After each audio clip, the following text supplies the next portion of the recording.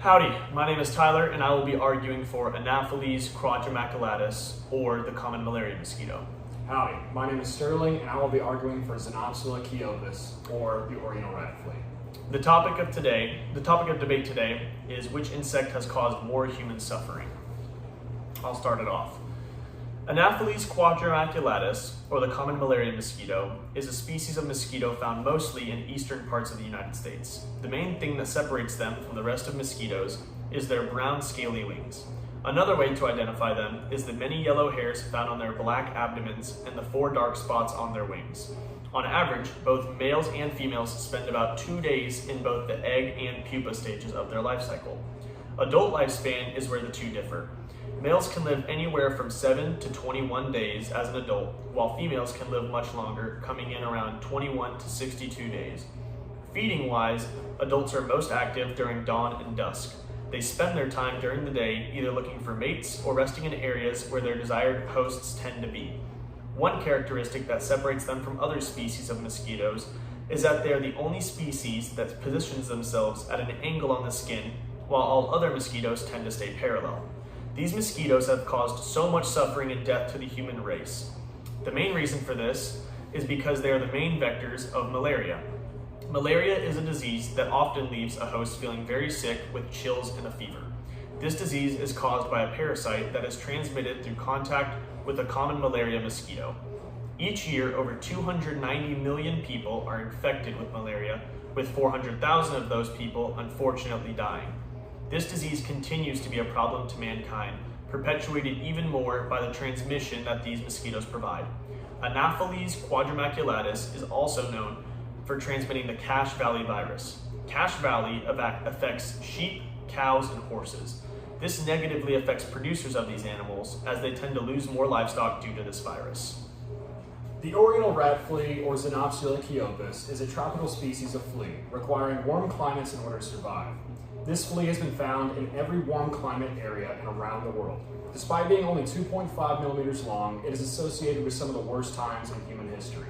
The Oriental rat flea has a light brown coloration, but is also mainly transparent. They have large back legs meant for hurling the insect either towards its host or away from danger.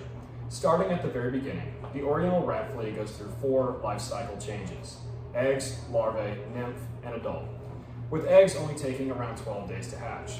When the flea larva is molting, it spins a silk cocoon where it pupates until it emerges as a nymph, typically spending around 15 days in their larval stage. This flea has one home, the nest of rats, and spends their time either feeding or moving throughout the nest. The Oriental rat flea has one main association, the bubonic plague. The bubonic plague, or the Black Death, appeared during a different time period and in completely different situations. During 1346 to 1353, the bubonic plague claimed over 50 million lives, decimating almost 50% of Europe's population during the time. The plague attacks your immune system, causing your lymph nodes to swell to the size of an egg or even an apple. If left untreated, the plague will quickly spread to the blood and lungs, eventually shutting down the entire body. The plague was so contagious, some wrote that just touching a sick person's clothes could condemn you to death. This plague, even with its time period, is viewed as the most brutal and devastating plague to affect the earth. Even after the 14th century, the plague continued to reappear even until today, when the World Health Organization says that between 1,000 to 3,000 people still contract the plague every year. The main vector of this horrible plague was none other than Xenopsula chaeopus. While I agree that the bubonic plague was devastating for the human race, you can't ignore the fact that, statistically, it doesn't come close to the number of infections and deaths that malaria has caused. As you claimed in your opening statement, the bubonic plague claimed 50 million lives from the years 1346 to 1353. Infection-wise, about 1,000 to 3,000 people contracted every year. In comparison to those numbers, malaria has been estimated to have killed anywhere from 6 to 30 billion people in history. In recent years, malaria has averaged about 290 million infections and between 400,000 and 600,000 deaths per year. The bubonic plague was way more deadly at its peak. However, that peak was very short-lived, with a steep drop-off in infections and deaths coming afterward. And yes, while Anopheles mosquitoes didn't technically kill humans directly, they account for nearly all malaria infections. This makes them guilty for nearly all deaths as well. The same can be said for the Oriental rat flea. However, as I said previously, the bubonic plague has affected and or killed far fewer humans than malaria. This debate seems to be about monsters from our past compared to more current monsters. But when dealing with a monster that was so far away from our current time, a lot of factors can come into play. Total devastation from the Oriental rat flea vectoring the bubonic plague is said to have had casualties from 50 million to 200 million. For the sake of accuracy, we can lowball around 50 to 75 million. This claims to have wiped out 50% of Europe's population and damaged plenty of other nations. With the current population of Europe being around 750 million, just try to comprehend the destruction that would have happened today. Over the course of only 7 years, 375 million people would be dead in Europe alone. In Asia, the expected population was 100 million at the time in the 1300s, losing 20 million to the bubonic plague, translating to over 900 million deaths today. As you remember with COVID-19, there usually isn't just one wave of a pandemic. The Oriental rat flea continued to carry this disease well into the 1800s, with new strains and mutations along the way. If that wasn't enough, plenty of sailors perished from typhus, also from the same vector, Xenopsula guiopus. While I can sort of understand your rationale regarding the translation of numbers back then to today, that doesn't account for changes in culture and medicine. If humankind had made no advancements in that 700-year period, then your argument would be valid. However, numerous cultural and medical developments have been made in that time frame that have allowed for better health conditions for humans. For example, hand washing has become an action that is second nature in Europe and other developed civilizations, and is even seen as taboo if not conducted. That means that while yes, many people died from the bubonic plague back then, that same proportion of people wouldn't have died today due to the new hygiene standards that society has developed. In regards to medicine, malaria seems to be a much more complex disease to slow down when compared to the bubonic plague. The bubonic plague was and continues to be greatly hindered by medicine as well. Malaria, on the other hand, continues to furrow the brows of the researchers and scientists who are tasked with the job of stopping its deadly effects.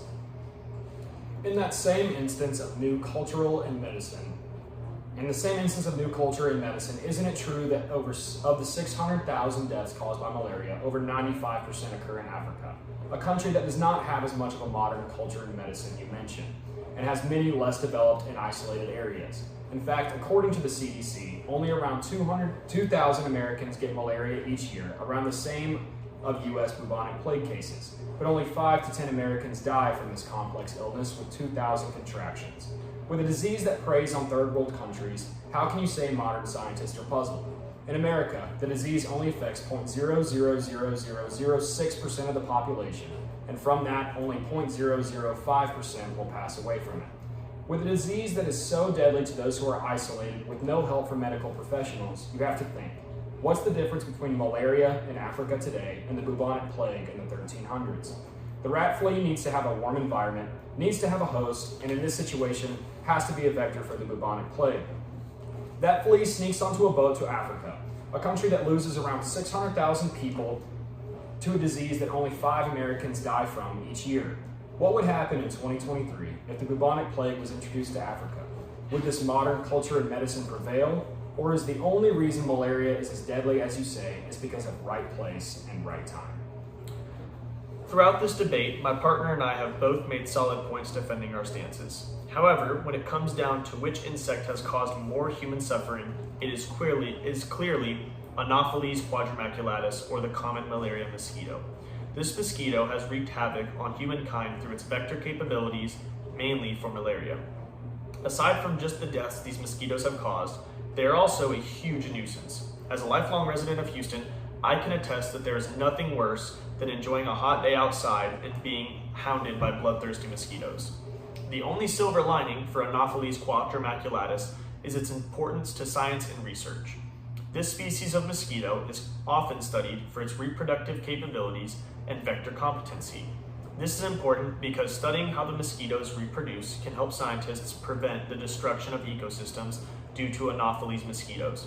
It is also extremely crucial that scientists continue to research further what diseases and viruses Anopheles quadrimaculata mosquitoes can contract and transmit. This debate has brought valid points from both sides of the argument.